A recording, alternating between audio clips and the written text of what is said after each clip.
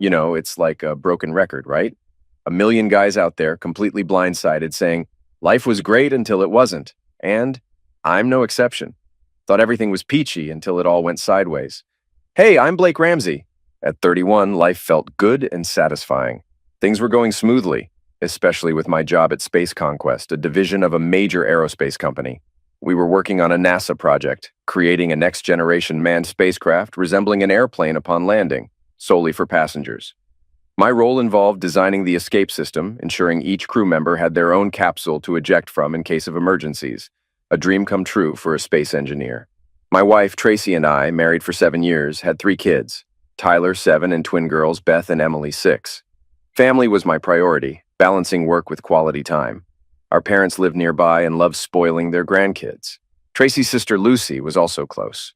We lived in a friendly neighborhood in a 4-bedroom house, planning to convert the basement into extra space as the girls grew. Tracy and I met in college, fell in love and married soon after. I pursued aerospace engineering while Tracy worked as a legal assistant. She left her job after Tyler's birth, but returned after the twins were born. As the girls started school, Tracy's behavior changed, hinting at problems in our relationship that I overlooked. Before everything went downhill, I met Tracy's boss, Stanley Cross, a few times at social events and the company Christmas party. I didn't like him. He came off as arrogant and rude, and I didn't trust him one bit. Whenever I visited Tracy at work, Cross seemed possessive and reluctant to let her leave. I kept an eye out for any signs of romance between them, but didn't notice anything at the time. Things fell apart when the twins finished kindergarten. After dropping them off at my parents' place for the weekend, I was hoping for a nice time alone with Tracy to work on our relationship. When I got home, she was dressed to the nines, looking incredibly beautiful in a short black dress, high heels, and perfect makeup. Wow, babe, you look amazing. If you had told me we were going out, I would have hurried home. Let me freshen up real quick and change, and I'll be good to go. So where are we headed? Tracy's smirk wasn't a good sign. Well, we're not going anywhere together, but I am stepping out, just not with you. I was stunned. Wait, what do you mean? I've got a date with my boss, Stanley Cross, and this is just the beginning. There are going to be some new rules starting now. Stan's picking me up for a night out, and I won't be home tonight or tomorrow. We've got a room downtown. I'll be back Sunday afternoon. What the hell are you talking about? I shouted. You need to calm down and accept it. This is how it's going to be. I'm going out, but I'll be back Sunday afternoon. Like hell! If you walk out that door, don't bother coming back. No, Blake, I'll be back. We're still married, and I'm still coming home. But you need to understand, I need more. If you make this difficult, you'll be the one leaving. It'd be a shame for our kids to see their dad broke and in jail. Now sit down, and I'll tell you about the changes. Let's do this the easy way before Stan shows up in about 30 minutes. Trust me, you won't like it if he has to explain. If that a-hole shows up in 30 minutes, he'll be leaving with a broken nose in 31. Don't do that, Blake, Tracy said firmly, for 2 reasons. First, you need to hear what he can do if you don't cooperate. And second, he'll have Max with him. Max is his bodyguard, and he's not someone you want to mess with. Touch Stan, and you'll end up in the hospital. I felt a sensation I hadn't felt since my days as a Marine in the Middle East. At first, I couldn't put my finger on it, but then it hit me. I'm being ambushed. With my wife on one side and Stanley Cross about to join the fray, I'm caught in the middle. They've got the upper hand with their pre-planning and surprise, and I'm not sure how to defend myself. I brushed past Tracy and headed upstairs. Where are you going? Tracy demanded. We need to talk. I'm going to freshen up real quick. Be down in 5. During my time in the Middle East, I'd been ambushed 3 times. I had a few rules for dealing with ambushes. First, try to spot it before you're caught. But with Tracy and Stanley, I didn't see it coming. Second, find cover fast. That's why I was making a beeline for my bedroom. And the third rule, come up with an escape plan for you and your team. I needed a plan. So I made one. First, I changed out of my suit into something more casual. Then, I set up my iPhone to record and slipped it into my pocket. Next, I went to my closet and rummaged through my old footlocker. On top, there was a key taped to the back. I opened it up, and memories flooded back as I looked at my old uniforms. I realized I could still fit into them, even after 10 years. Underneath the uniforms, I found a bunch of filing folders, and below those, a box with my medals, rewards for my service during 2 tours in the Middle East. I quickly glanced at the medals, but that wasn't what I was after. Underneath them was what I was looking for. My Marine Corps Beretta 9mm, named Betsy. It was tucked away in a cloth-lined plastic pouch with 2 clips of bullets. Technically, I wasn't supposed to keep my pistol, but a mix-up when I was leaving the service allowed me to hang on to it. This tool meant a lot to me. It had saved my life more times than I could count in combat. As I loaded a clip, I heard Tracy calling from downstairs. "Get down here now, Blake, or you'll regret it." "I'll be right down. Can you grab me a beer?" I called back. I slid the tool into my belt at the small of my back and covered it with my shirt. It was a double-action semi-automatic pistol, so all I had to do was pull the trigger to fire. Unless someone was specifically looking, they wouldn't notice it. Before leaving the bedroom, I pulled out my phone, started recording, and slipped it back into my pocket with the camera peeking out. I wanted to know exactly what Tracy and her boss had planned for me. So I decided to use some of the interrogation techniques I'd learned in the Marines. I planned to stay calm and encourage Tracy to talk about how she saw things. When I got to the living room, Tracy was sitting at the table with a glass of wine in front of her and a beer waiting for me. "About time," she said sternly. "We've got some things to sort out before Stan gets here." "I can see you've got something on your mind, Tracy," I said. "Tell me about this new situation I'm supposed to accept." "First off, remember that I love you more than anything. We've got a family together and I want to grow old with you. I really don't want to hurt you, honey," she began, but I cut in. "No more sweet talk, Tracy. I'm not your honey or sweetheart. Just call me Blake, and I'll call you Tracy." Tracy seemed annoyed by my lack of affection, but she kept going. "Look, I don't want to hurt you, but things have changed as of tonight, and you've got to accept it, or else. You should know that Stan and I have gotten really close since he made me his personal assistant. And by that, I mean we're having an affair. It's been going on for almost 7 months now." He started flirting with me not long after I went back to work as a secretary. Then we started grabbing coffee together during breaks. When he promoted me to executive secretary, we started spending even more time together, and his flirting turned into seduction. It was flattering to have a powerful guy like him interested in me. One evening after work, he made his move in his office. He grabbed me, kissed my neck, and things escalated from there. He's good-looking, charming, and fit. It was hard to resist. We ended up on his couch, and he was a skilled lover. I enjoyed it so much I knew I didn't want to stop. "So, you didn't even think about being unfaithful or how it would affect me," I said. "I'm sorry, Blake, but no, I didn't. But that doesn't mean I don't love you. You're still the man I want to be with forever." I took a sip of my beer and said, "Good luck making that happen." "Tell me, Tracy," I pressed on. "Why, after 7 months of sneaking around, are you suddenly coming clean? You could have kept it going indefinitely, right under my nose. Until now, Blake, we've been keeping things under wraps, meeting up in Stan's office, his limo, and daytime hotel rooms. But we're tired of the secrecy. We want to be open about our relationship. That means spending nights together, going out in public, and traveling as a couple. But we need you on board with our lifestyle." I took another swig of my beer and replied, "Well, good luck with that." "No, Blake." Tracy leaned in, trying to hold my hands. "We're not getting divorced. We're staying married. You just have to accept that Stan and I will be spending a lot of time together. I'll be staying with him overnight a couple of nights a week. We'll take weekend trips, and I might even go on longer vacations with him to Europe or the Caribbean. And being his personal assistant means I'll get to travel with him, meet important people, and accompany him to business meetings and social events. Stan's paying me well. It'll be good for us. Think about the perks. Imagine the vacations, our kids' college funds. Finally fixing up the lake cabin like we always wanted." I shot back. "Do you really think I'd want any of that paid for with Stanley's company 403? "I'm not 403, Tracy snapped back, her voice full of anger. "I'm an important part of the company. I'm the person Stan relies on as he runs his law firm. Closeness is just part of the deal when you're with a powerful guy like him. I'm honored that he'd want me as his mistress. And you should be too. And let's face it, this fling probably won't last forever. I'd say it'll run its course in 2 or 3 years tops. Then it'll be back to how it was before. I'll be your faithful wife again, and we'll enjoy our family for the next 50 years. And here's the thing, Stan wants to be buddies with you. He thinks we can share me as long as he gets what he wants and you play by his rules. He knows I love you and still want to be intimate with you. He even said you could have your moments with me. There'll just be some conditions. Since he'll be coming around to our house sometimes, he wants to be part of the family, maybe even like an uncle to our kids." Internally, I was boiling with anger, but I kept my cool outwardly. That a-hole will never lay eyes on my kids or talk to them. Ever! Got it? Then it hit me, and I had to ask, why does that a-hole want to be involved with my family anyway? Doesn't he have his own? Stan's married to a younger woman from a fancy family, Tracy explained. Their marriage is more about convenience, but she can't have kids, unfortunately. Maybe he should adopt and stay out of other people's lives, I said. Stan really wants his own kids, especially a son to carry on his legacy, Tracy added. He'd settle for a daughter too. Ideally, he wants one of each. Why doesn't that a-hole use a surrogate? Then he could have all the kids he wants, I suggested. He's thought about it, but he's worried he wouldn't be a good dad. He wants any kid he has to grow up in a loving family, Tracy explained. Then Tracy looked down.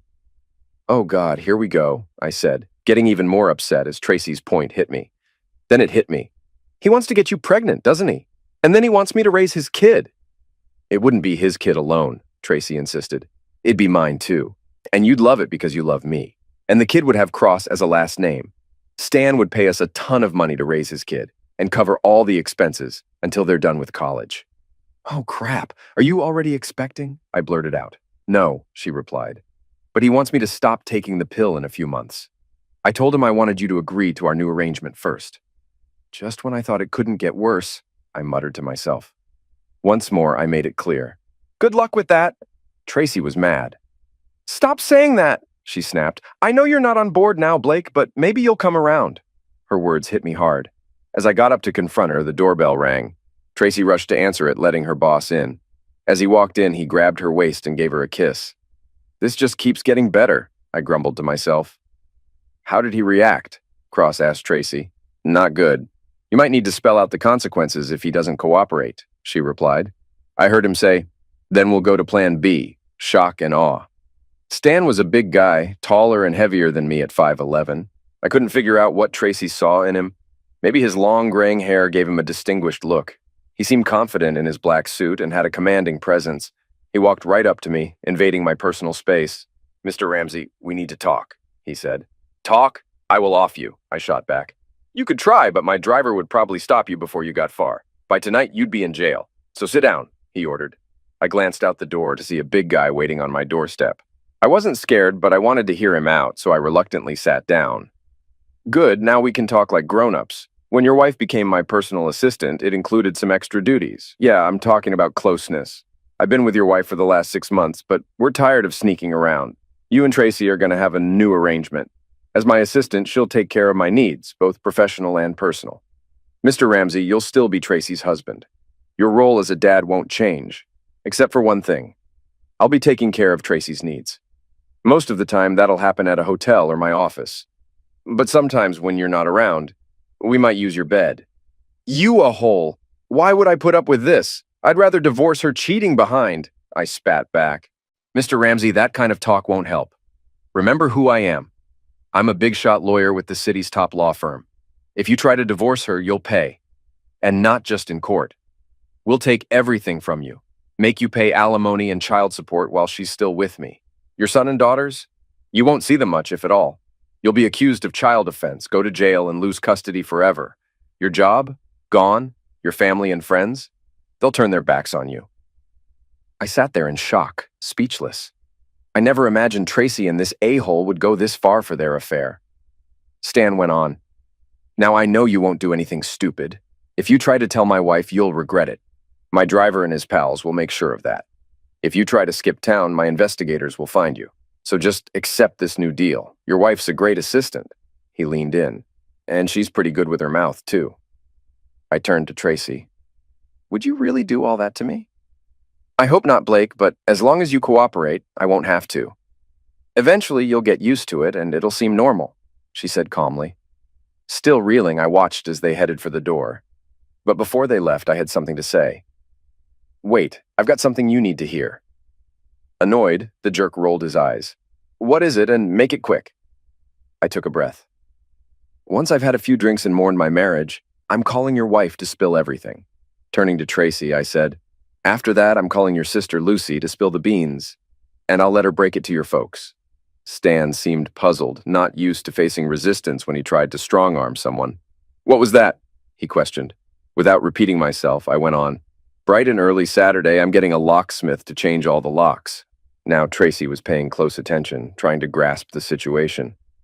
After the locks are swapped, I'm heading over to Kate's place down the street. She's been flirting with me shamelessly since her husband passed a few months back. She's older than you and not a supermodel, but she's got a killer body. Even modeled a bikini for me once. Until an hour ago, I wouldn't have thought of seeing anyone else, but things change, don't they? Tracy looked hurt and stammered. Blake, you can't do that. I went on. When you two get back Sunday, you'll find all Tracy's stuff in the front yard. Every last bit of it. Clothes, shoes, makeup, jewelry, even our wedding album. And no, not in garbage bags. Better hurry to pick them up before the sprinklers hit at 4 a.m. Monday. Now, Stan was getting angry. His face turned red, fists clenched, realizing his threats meant nothing. Tracy looked pained. One more thing, I added, wrapping up. Monday, I'm seeing a divorce lawyer. Filing for divorce on grounds of cheating, naming you, Stanley, as a co-conspirator. Plus, suing you for messing with our marriage and your firm for breaking company rules, assuming a big outfit like yours has any. Even if the lawsuits flop, they'll still put a dent in your rep, Stanley. The jerk was livid. He hurled the overnight bag at the wall and marched toward me, invading my space again. He jabbed my chest hard with 2 fingers. I had to really hold myself back from hitting back. Listen, you fool, he began. You don't have a clue who you're messing with or how ruthless I can be when I want to destroy someone. I'm Stanley Cross. I run the biggest law firm around here. I could tear you apart legally in no time. By the time Tracy and I check into our hotel, you'll be in handcuffs for all sorts of charges. You might think you can fight back if you're innocent. You can't. I've been practicing law in this state for 30 years. I know most of the top cops personally, and I'm buddy-buddy with a bunch of lawyers in the DA's office. Heck, I've even slept with a few. Most of the judges in this city either owe me big favors or know I've got dirt on them. Even the politicians owe me because I've helped them get elected one way or another. Stanley was really on a rant, and I didn't want to interrupt. If you go out with your friend Kate tomorrow, the cops will pull you over and find some reason to search your car. They'll probably find pills. Then the Vice Squad will get a tip about offensive videos with minors on your computer. And that's just the start. How long and expensive do you think it'll be to fight all that? You won't find a lawyer brave enough to take me on. You'll be ruined. Meanwhile, I'll still be with your wife. Got it, fool? I believe every word you say, jerk. Stanley turned to me again. You need to show me some respect. Call me Sir or Mr. Cross. Call me a hole one more time, and Max here will teach you some manners. When he said this, he slapped me twice with his right hand to make his point clear. The second time, I grabbed his hand with my left and in one swift move, snapped all his fingers backward until they were touching his wrist, and I held them there.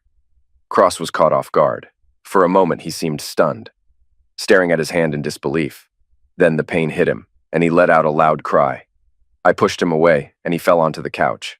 Tracy rushed to his side to help. He unfolded his fingers, clutching his flattened hand to his chest, and rocked back and forth in agony. You cursed bastard! You'll regret this! I'll make you pay! Remembering his bodyguard waiting outside, he shouted, Max, get in here! The front door swung open, and Max entered. He was huge, resembling a tough guy from an old 1940s movie, exuding strength. Yes, Mr. Cross, Max acknowledged. Cross gestured to me with his uninjured hand and commanded, Take care of him, Max. Yes, Mr. Cross, Max replied, moving across the living room toward me. Tracy attempted to object, but Cross brushed her aside. I had expected a confrontation like this when Tracy mentioned Cross would bring his bodyguard. I knew I might face some rough treatment. This was going to be tough, though. Hardly anyone knows that I was a POW. It lasted only 17 days, but it was enough to earn me the POW medal. During my captivity, I was the only American they could get their hands on, and they took out their hatred on me. But I learned something. I can endure offense. The real torture came from hanging from a beam in my cell, arms pulled painfully tight behind me. The agony was unbearable and ceaseless. So compared to that, taking a beating was a piece of cake. I stood my ground, offering no resistance as Max swung his massive hand. His blow landed square on my nose, sending me crashing into the coffee table, dazed. Clearly injured, I could see Max hesitating, unsure if he should continue. He looked across for direction. Hurt him, Max. Hurt him real bad, Cross ordered. Max seized me by the hair, lifting me up and delivering another blow, this time to my left eye. I collapsed once more, my vision blurred. Realizing I couldn't endure more without losing consciousness, I quipped up at Max. You hit like a girl. His pride wounded, Max grabbed my hair again, preparing for another strike. but he was in for a surprise when I shot him in the foot. This startled everyone in the room. Max recoiled in pain, stumbling backward until he landed in my favorite leather chair. Meanwhile, I fell to the ground. As Max reached for his own tool, I warned him, "Don't do it, Max." When he ignored my warning and reached for his tool, I fired again. He dropped his tool, screaming in agony. I crawled over, disarmed him, asking, "How many men have you ended, Max?" Feeling the heat against his temple, Max shook his head, indicating he'd never removed anyone. I reminded him that I'd taken down 27 men, all soldiers fighting for their beliefs. Then I asked, "How much respect do you think I have for you?" Max shook his head from side to side once more. "That's right, Max. None," I replied. "So there isn't much reason I shouldn't off you, is there?" Max pleaded. "I have a family." I retorted, "Well, Max, I have a family too, and you didn't seem to care much about mine. Maybe your family would be better off if you were gone." "Please," he begged. Glancing at Max's shoulder, I remarked, "I shot you right through the shoulder joint, Max. You're gonna bleed out if I don't get you to a doc within an hour or so. But don't worry, those orthopedic surgeons can fix anything with all their plastic and ceramic replacement bones they use. You might have to learn to use your left hand for some things like eating, writing, or shooting. But you'll probably have mobility issues with that arm for the rest of your life. And if you ever feel pain in that arm again, think of me. And if I ever see you again, I'll assume you're out to hurt me and I won't hesitate to finish you. Got it?" Max nodded in understanding. I pulled his shoulder forward to inspect the wound. Max winced in pain. "Damn, Max," I lamented. "The bullet went clean through your shoulder and my favorite chair, and you're bleeding all over it. I don't know if I can clean it up or fix the hole. If I have to replace the chair, I'll be even more pissed than I am now." Toying with Max for so long was a mistake. Leaving an enemy behind me was a bigger one. Tracy's warning snapped me back to reality. "Blake, watch out!" I turned just in time to see Cross swinging a fireplace poker at my head. Luckily, my arm blocked most of the blow, but it broke my forearm. With my tool knocked away, Cross went for it, but I hit him hard in the groin. He fell to the ground in agony. I grabbed my 9mm and pinned him down. "Open your mouth," I ordered. Cross refused to comply. He clenched his lips and shook his head, signaling his defiance. So, I struck hard, causing a deep cut on his lip. His mouth opened and I forced the tool down his throat, making it hard for him to breathe. "How's that for my version of shock and awe, huh?" I taunted. "If you heard what I told Max, you'd know I've officially destroyed 27 men in combat. 7 of them met their end with this magnum. And before you think of resisting too much, know that this tool only needs 4 ounces of pressure on the trigger, and I've already got 2 ounces, I warned. With that, Cross ceased his struggling. "Now, where's your cell phone?" I demanded. Cross indicated it was in his left breast pocket. I retrieved it. "Turn it on," I ordered. Using his thumbprint, Cross powered on the phone. "Now call your wife on FaceTime," I instructed. Cross's eyes widened, but he complied. After a few rings, a woman answered. "Stanley, why are you calling me at this hour? And who is this?" the woman questioned, alarmed by the sight of a red face she didn't recognize. "Mrs. Cross," I began. "My name's Blake Ramsey. You might not know me, but you probably know my wife, Tracy Ramsey. She works as your husband's personal assistant." "I know Tracy," Mrs. Cross acknowledged. "What's going on? Why are you hurt and where's my husband?" "I'm holding your husband down, Mrs. Cross, with a tool in his mouth," I revealed, angling the phone to show her Cross's face. "Oh my God," she exclaimed. "Please don't hurt him." "Listen, Mrs. Cross, time's short. Your husband and my wife have been having an affair for months. Today, they plan to spend the weekend in a hotel. When I objected, your husband had his goon beat me up. Sadly, I had to shoot him, and now your husband's next," I informed her. "My husband's supposed to be at our place in Palm Springs working on a case," Mrs. Cross stated. "He's right here on my floor, Mrs. Cross. And meet my wife, Tracy." I showed her Tracy, looking scared on the sofa. "As you can see, my wife's all dressed up, ready for a night out with your husband," I pointed out. "This is unbelievable," Mrs. Cross reacted. "I was shocked too," I added. "Gotta go, Mrs. Cross. Cops are coming. Nice chatting," I ended the call. "Back to you, a-hole. Your wife's got a hint now.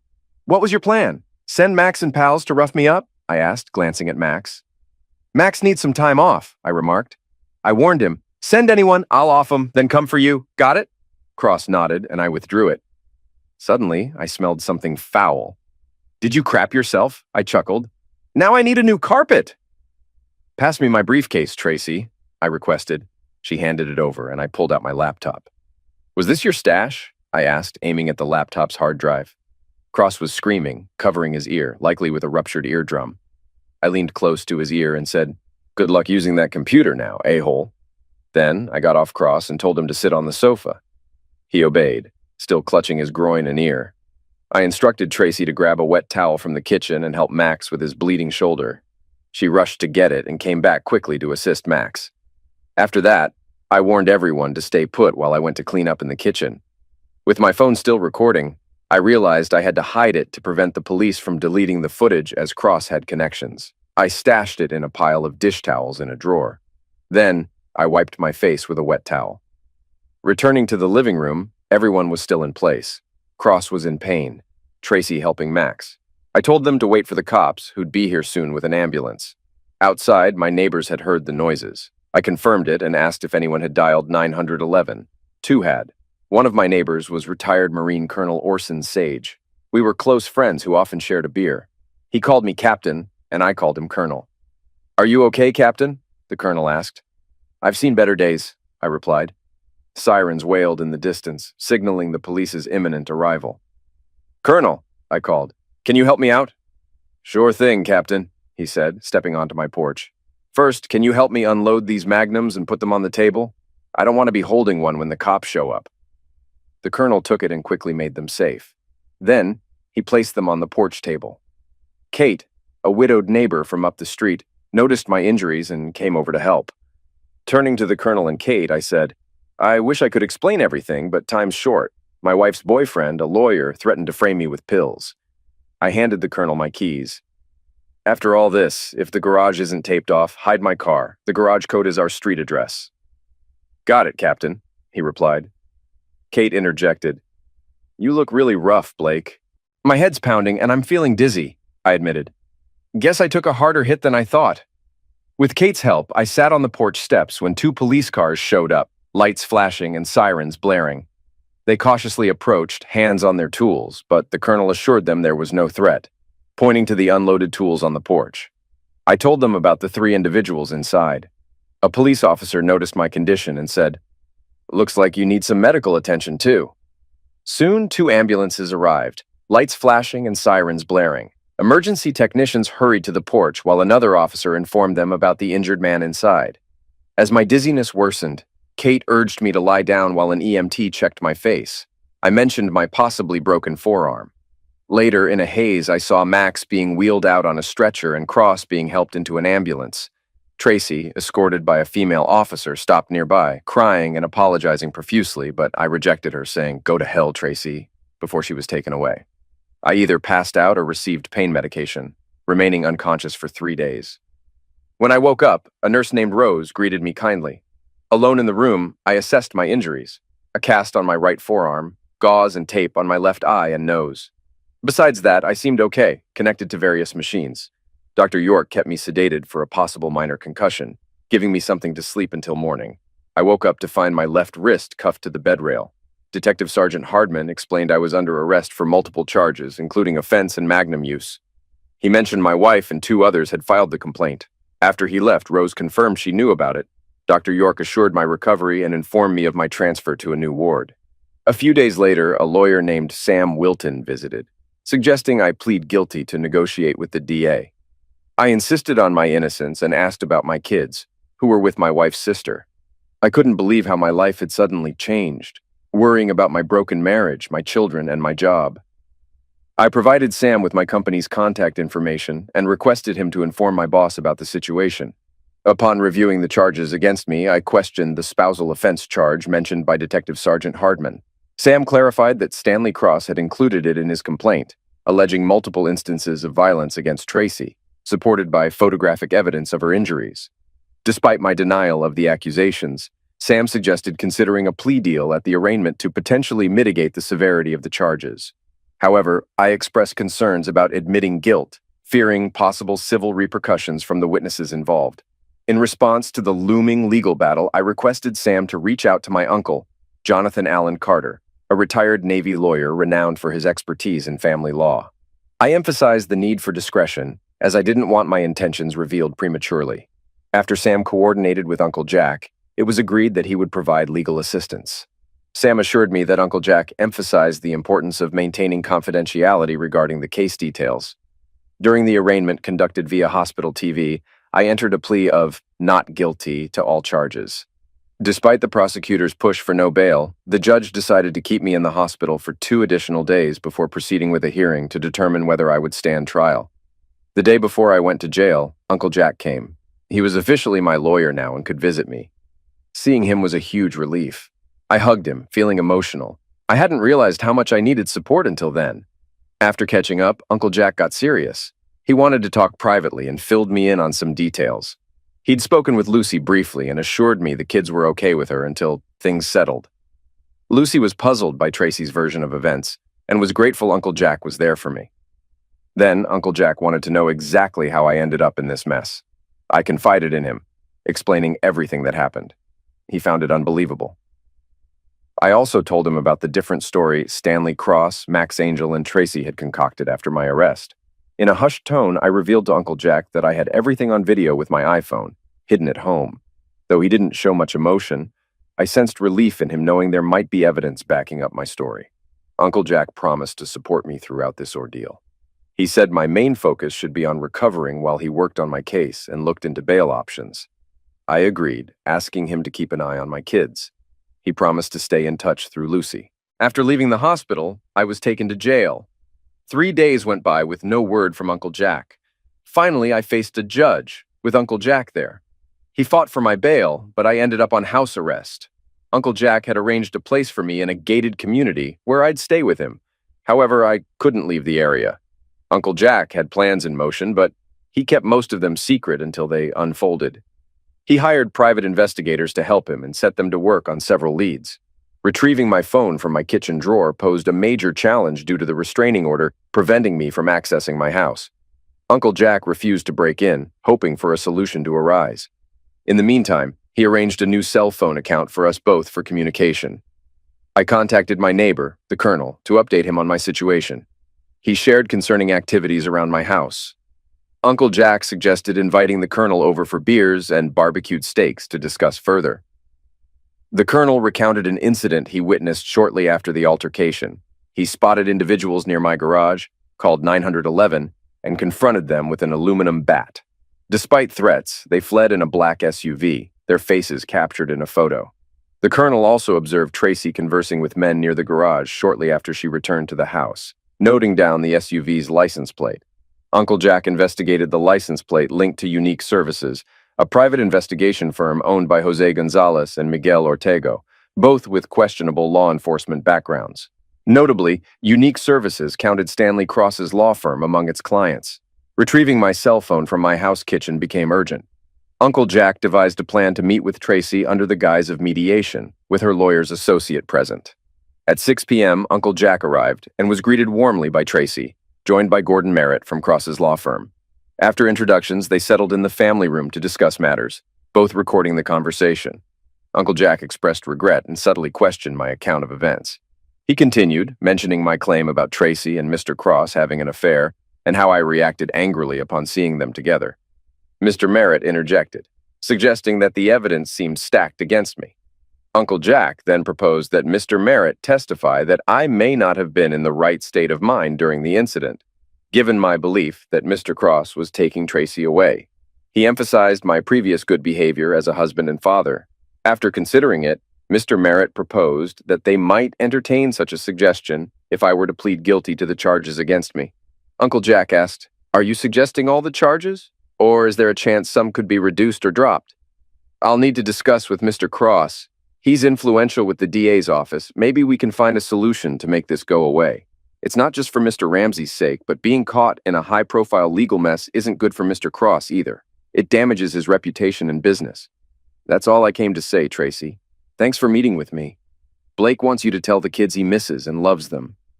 Tracy appeared moved by this, her eyes getting teary. Before Uncle Jack turned off his recorder, he added, "If I can prove Blake's story, you could face charges like perjury and obstruction of justice, which carry jail time." Just as Gordon Merritt was about to speak, Uncle Jack turned to him. "And you, counselor, if I can show you knew your client and Mr. Cross were lying, you could also face legal consequences. Before you respond, discuss it between yourselves." With that, Uncle Jack grabbed his recorder and got up. While you chat, mind if I grab some water? No, go ahead, Uncle Jack. Kitchen's that way. Tracy gestured toward the dining room door. There's ice water in the fridge if you want.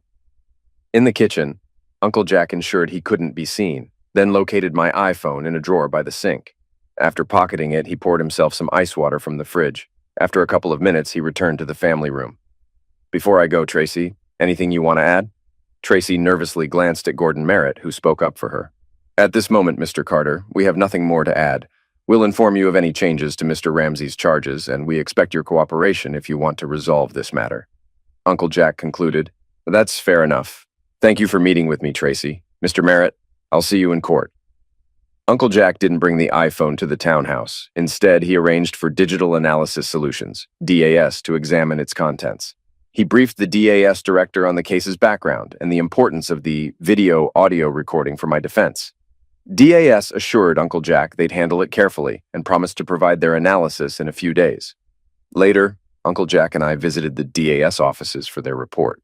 DAS transferred everything from my iPhone to their server. They found the video and made multiple copies stored on DVDs, flash drives, and in the cloud to ensure its safety. Uncle Jack and I watched the video together for the first time. It captured all the conversations between Tracy, Cross, and me before the offense. Though parts were shaky during Max's attack, it clearly showed I was defending myself.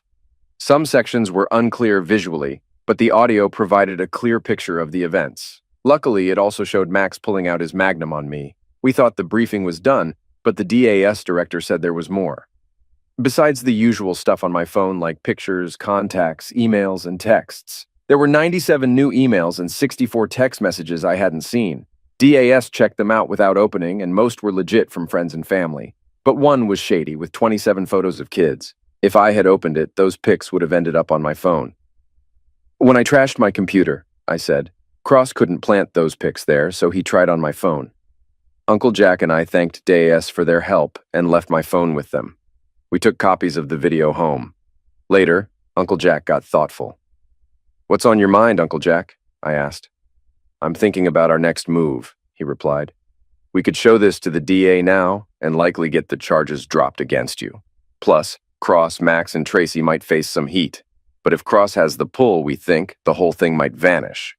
What's our other choice? I wondered. Reflectively, Uncle Jack responded, we could hold off until the hearing. The prosecutor would likely put all the conspirators on the stand to tell their side, and then we could present ours. The DA would have to go after them for conspiracy, lying under oath, and other charges. They'd be looking at some serious jail time. And I'd have a shot at getting my kids back, I pondered. So what's your call? We could wrap this up quickly, or drag them through a lengthy trial implicating them all in a big conspiracy, he proposed. I'm all in for taking them down, I decided without hesitation. I was hoping you'd say that, Blake. I've always wanted to expose them publicly and turn the tables on them in court, just like Perry Mason, Uncle Jack admitted. It struck me as amusing that even a seasoned lawyer like Uncle Jack had his share of whimsical aspirations.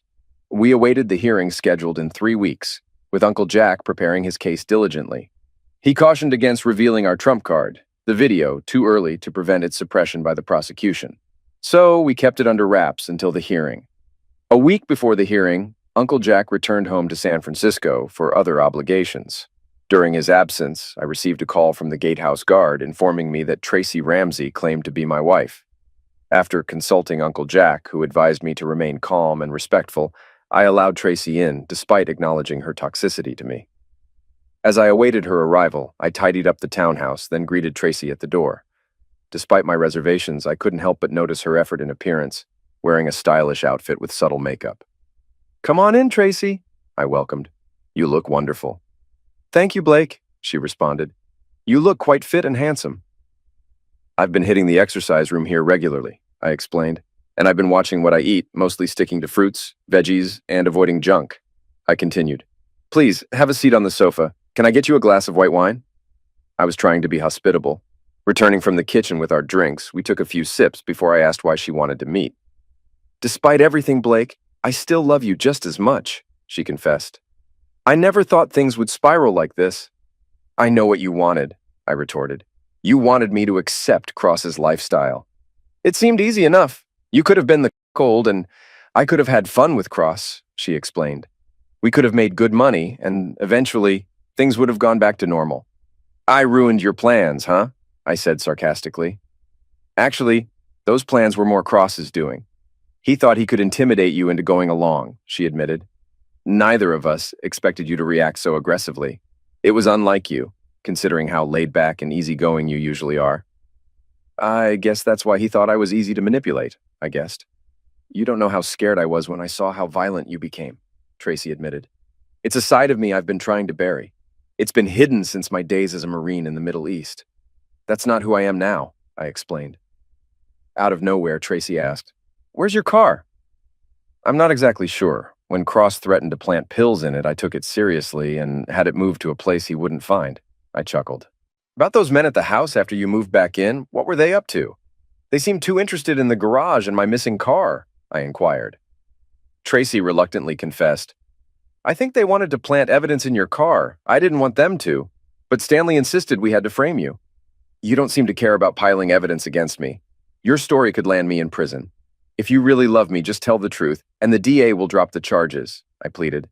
I can't, Blake. I'm in too deep. Stanley's too influential, she reasoned.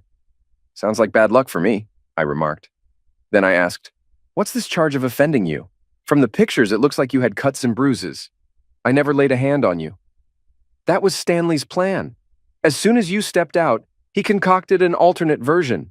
He said you accused us of having an affair, then started hitting me. When he intervened, a fight broke out. He claims you broke his nose, blackened his eye, and shot Max before he could help. To make it believable, he hit me a few times, Tracy confessed.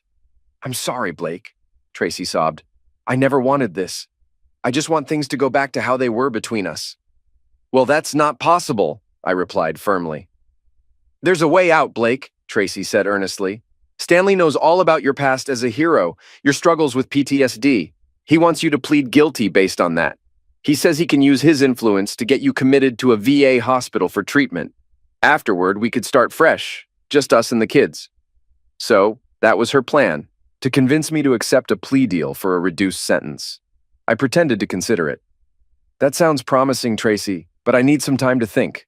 And I have to talk to Uncle Jack about it too. He's not had much luck finding evidence to help me. Do it for yourself, Blake, she urged. For us and the kids. It'll all be behind us in a few years. I highly doubt that, I retorted.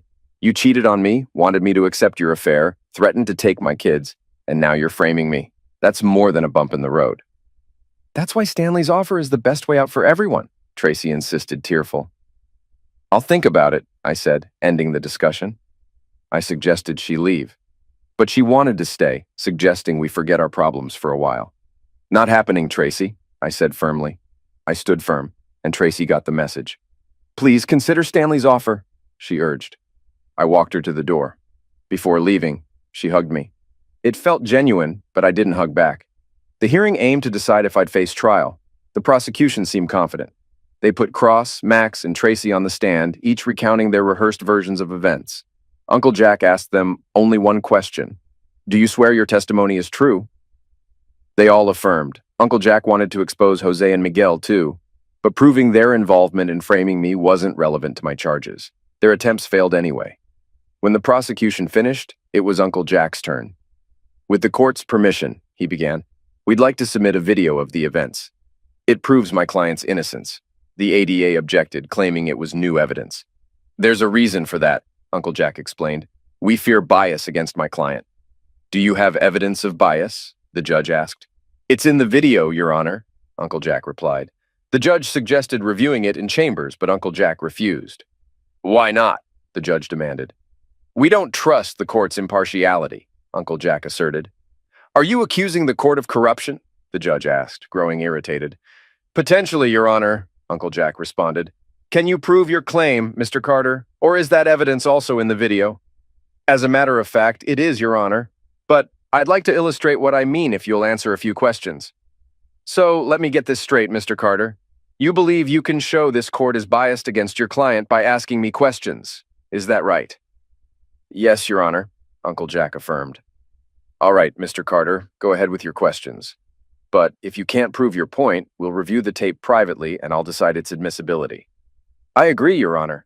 But I must warn you, If this video isn't allowed in court and my client is convicted based on the prosecution's witnesses, I'll share it with the media. Furthermore, the evidence on this video could raise doubts about your integrity for not showing it in court. I feel like I'm being threatened, Mr. Carter, the judge remarked. Without waiting for the judge to get angrier, Uncle Jack continued. Your oldest son is in college, right, Your Honor? He's at the Air Force Academy, isn't he? Yes, the judge replied. He's a freshman. Getting into the Air Force Academy is highly competitive, isn't it? The judge confirmed. First, your son had to apply through a congressman or senator. Then, he took a civil service exam. Based on that, he got a nomination along with 9 others. Afterward, he went through medical exams, fitness tests, and aptitude tests. Also, he had to take the SATs. Is that all correct, Your Honor? Yes, the judge answered. He was a good student and a swim team member in high school. You must be proud of him, Your Honor, Uncle Jack acknowledged. Get to your point, Mr. Carter, the judge urged. Your son's application package included 3 recommendation letters, correct? Yes, Mr. Carter. Who wrote those letters, Your Honor? Well, one was from his swim coach, and another was from his math teacher. And who wrote the 3rd letter, Your Honor? There was a pause, then the judge responded. Mr. Stanley Cross wrote my son a glowing recommendation for the Air Force Academy. Mr. Cross must have known your son well, unless he fabricated details, Uncle Jack noted.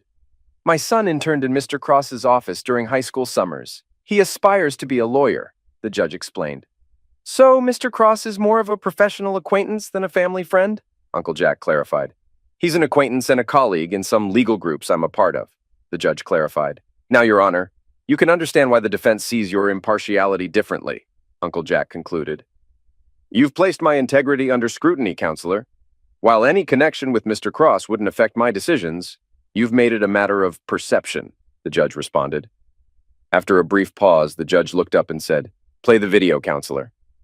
Uncle Jack signaled for the lights to dim and for screens to be lowered. He turned to me and whispered, Here we go, Blake, before starting the video. In court, the atmosphere tensed as Cross revealed his law enforcement ties, surprising the prosecution and causing an assistant ADA to leave in tears. Uncle Jack showed a video of Cross, Max, and Tracy, which they tried to leave during but were stopped by the judge. After the first video, Uncle Jack immediately played a second one, catching everyone off guard and revealing Tracy's unwitting admission recorded on my hidden iPhone. This prompted a recess and the ADA to review this new evidence. When court reconvened, the 3 prosecution witnesses were notably absent. Instead of a substitute district attorney, the county's actual district attorney was present.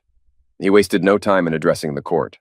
Firstly, he began, all charges against Mr. Ramsey have been dropped. We believe he acted in self-defense against Mr. Cross and Mr. Angel. Although it was aggressive, it was justified. Secondly, my office has issued arrest warrants for Mr. Stanley Cross, Mr. Max Angel, and Mrs. Blake Ramsey for various offenses, including conspiracy, perjury, offense, making false statements, and obstruction of justice. Additionally, Mr. Cross's attempted planting of false evidence against Mr. Ramsey has been uncovered, with Mr. Angel and Mrs. Ramsey's complicity noted. We're also in the process of apprehending 2 individuals involved in these attempts. Stanley Cross, Max Angel, and my wife were all taken into custody but were later released on bail. The district attorney was furious to learn that his office had been influenced by Stanley Cross for years. He launched an investigation to identify and remove any colleagues with connections to Cross. All defendants found guilty, with Cross pleading innocence but Max and Tracy confessing against him. Cross got 11 years, Max 7, and Tracy 3, reduced from 5 after my testimony highlighting her warning about Cross's attack. Jose and Miguel obstructed justice and tampered with evidence, leading to their arrest for minors' video possession. Miguel confessed, both sentenced to long prison terms. Cross held in county jail, awaiting state prison transfer. Max and Tracy given 2 weeks to settle affairs before surrendering. Max prepares family for his absence, aiming for parole in 4 years. Tracy, with a shorter sentence, will serve in a rural jail annex, arranged by Uncle Jack. I let Tracy stay with the kids while I stayed elsewhere. She used the time to bond with them and explain her absence. The day before she surrendered, Tracy asked me to move in. When I arrived, she welcomed me, saying, "This is your home," dressed casually but composed, with a small bag by the door, joking about it being all she needed. In the kitchen, Tracy had a light breakfast ready. We talked about Lucy coming to take her to the sheriff's office at 11 a.m. She assured me that Lucy would help with the kids and encouraged me to accept her help. Tracy wanted me settled in before the kids got home from school, so their routine wouldn't be disrupted. She was unsure about visits while she was in prison, but promised to write often and asked me to have the kids write to her too. She had packed all her things in plastic bins and stored them in the basement. She left a family photo in each kid's room so they wouldn't forget her. Tracy mentioned she'd ordered a new king-size bed for the master bedroom, with new sheets and blankets, which had arrived recently and remained unused. The more she spoke, the more tears welled up in her eyes. Until now, we hadn't discussed our personal feelings. When she started to tidy up the table, I told her to hold off and suggested we go to the family room with our coffees. Glancing at her watch, she realized she didn't have much time left. Tracy seemed genuinely sorry. She reminded me of the woman I married, not the one influenced by Stanley Cross. "Blake," she began, "I can't express how sorry I am for what I did and how I treated you. You were an amazing husband, father, and provider. You were my best friend and a wonderful partner. I forgot that, until now. I take full blame for my actions. Even though Stanley Cross had a hold on me, I made the choices that led me astray. I'm so ashamed. Facing you now is tough, not just for you, but for our families, friends, and especially the kids. Part of me is relieved to go somewhere I won't have to face you or see your disappointment. I know you won't forget, but I hope with time, it'll fade, and you'll forgive me. That's what I'm holding on to now." Tracy finished speaking and wiped her tears, then stood to ask if I wanted more coffee. As she stood before me, I pulled her into a tight hug. She cried, and we held each other until she calmed down. When Tracy heard Lucy's car horn, she knew she had to leave. After wiping her tears, she grabbed her things and told me she loved me before departing. I stayed behind, organizing my belongings. A few hours later, Lucy called, offering her support. I welcomed her company, knowing we needed to discuss raising my kids together. Living without their mom, I took on the role of a single dad, ensuring Tyler, Beth, and Emily were okay. Lucy was a tremendous help, stepping into the mom role. We waited about a month before visiting Tracy. Lucy went first with the kids, returning excited about seeing Tracy. Lucy described a pleasant visiting area in the prison, easing our worries. 3 months into Tracy's sentence, I visited her. She seemed positive, especially around the kids, but privately, she still felt deep regret. During a visit, Tracy's friend Candy introduced herself. Nicknamed Dummy for her choices, Candy regretted her actions. A year passed, and Tracy might be eligible for parole soon. Uncle Jack suggested she pursue online paralegal courses at the University of Virginia, a promising career path given her legal background. Tracy agreed and enrolled. Meanwhile, Lucy and I worked on finding a place for Tracy to live after she got out. We found a small 2-bedroom townhouse with a garage nearby, close to the courthouse and law offices in the city. We bought it with the understanding that Tracy would pay us back eventually. On the day she was released, Lucy picked her up alone because of the paperwork. When they arrived at her new home, Tracy was overwhelmed, crying tears of joy. Her family and mine were there to welcome her, along with Uncle Jack and his wife. The kids gave her a tour of the house and cooked her dinner on the patio. Once she settled in, Tracy expressed her gratitude to everyone for accepting her despite her past. Uncle Jack helped set up job interviews for her with different law firms, and she was thankful for his support. After Tracy got settled and started working at the law firm Uncle Jack recommended, she invited me over for dinner. She made my favorite meal, meatloaf with potatoes and peas. During dinner, we avoided talking about the past and focused on other topics like the kids, work, and the weather. After dinner, we went to the family room where Tracy had soft background music playing from the TV's music channel. "I invited you over tonight, Blake," she began, "because I wanted to talk about us, or rather, you and me. What do you think will happen to us? I'm struggling to see what the future holds." "I don't have a crystal ball either, Tracy," I replied. "But here's what I think is most likely. We'll keep raising our kids together as a team. They need you just as much as they need me. Having you back home has lightened my load quite a bit. I have some free time now that I didn't have before, and I bet you'll enjoy having some free time without the kids around all the time. I've had a somewhat active social life, unlike you. Nothing too serious, but it's been nice to go out for dinner or a movie now and then. Once you're more settled, I think you'll enjoy being more socially active too." "Do you think you'd ever want to be with me again, permanently?" Tracy asked. "If you mean getting married again, then no," I said. "Too much has happened for me to consider marrying you again. But I've moved past what happened, and I look forward to always being friends without any romantic involvement. But that's as close as we'll ever be." Tracy looked down, tears welling up in her eyes. I didn't think so, but I had to ask. I think in the coming years I'll become more social and maybe even start dating more seriously, I continued. Eventually, I'll find someone I can love and ask her to marry me. She might be single, divorced, or widowed and may or may not have kids of her own, but I'll meet someone. The same goes for you, I said to Tracy. As you settle into your new life, you'll probably meet someone you can love too. And they'll probably ask you to marry them. But that doesn't mean we won't see each other often. We'll always have the kids to bring us together. We'll be there for birthdays, holidays, maybe even vacations. And in the future, there will be graduations and weddings. That's the best we can hope for in terms of being together. That's probably more than I deserve, Tracy said sadly. But I can accept that future. Before you leave, I want you to know how grateful I am for how you've treated me since I've been back home, she continued. You could have easily shut me out completely and kept the kids away from me, but you didn't. That's not who you are. It just makes me even more sorry for what I tried to do to you. As I opened the door to leave, I replied, You might not have noticed, Tracy, but I've forgiven you.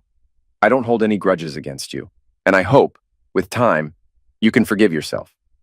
Maybe someday, but not anytime soon, Tracy responded. We hugged each other simultaneously, holding on to the embrace for several minutes without saying a word. Then I let go, stepped outside into the fresh air, found my car, and drove home, saying nothing more.